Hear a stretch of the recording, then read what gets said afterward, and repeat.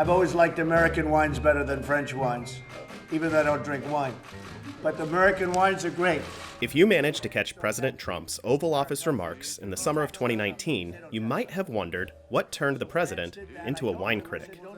Here's what did it. France's plans to tax digital giants like Google and Facebook. The French government is hoping that this will raise 500 million euros in revenue. The Trump administration has threatened to impose tariffs as high as 100% on a range of French goods. Sparkling wine is on the list. You see cheeses, you see makeup, you see handbags. France put on a tax on our companies. Wrong. France, in July of 2019, passed legislation for a digital services tax. It's a 3% revenue tax on very big tech companies. Isabel Gottlieb has been following the global effort to modernize the tax system for Bloomberg Tax. She says to understand how we got here, you have to go back a century. For basically the last 100 years, we've had a series of domestic laws and international agreements that form the system by which multinationals are taxed. Under this system, companies have traditionally paid taxes where they have a physical presence. In order to sell shoes or lumber or quilts, a business needed to have warehouses, storefronts, and workers in a location.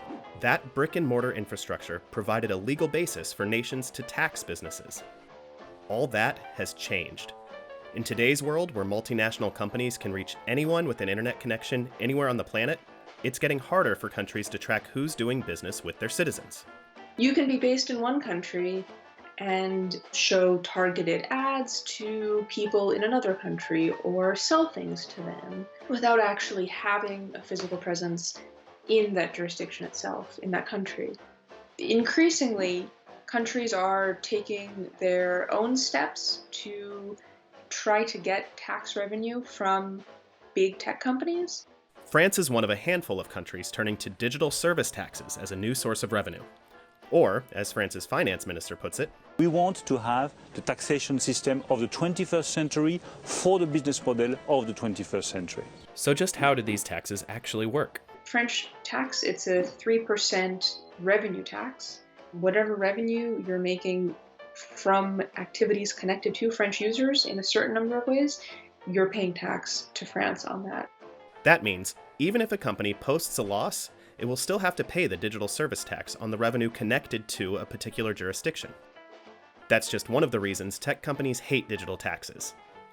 The second issue they have with it is logistical. They say that this measure requires them to keep track of where people are, who's looking at their ad, where they are when they see it. And this is a problem that's annoying when it's France asking you to do it. But if you have a dozen countries, 24 countries, even more, it becomes a compliance issue, a real one. It's like that old shampoo commercial. Tell two friends, and they'll tell two friends, now you got it, and so on, and so on, and so on. Facing the threat of a trade war with the US, France ultimately put a hold on collecting its digital tax. But only if the international community can find a solution by the end of the year. The Organization for Economic Cooperation and Development, the OECD, is working to try to find a solution to digital tax that everyone will agree to. The OECD has largely settled on a two-pronged approach.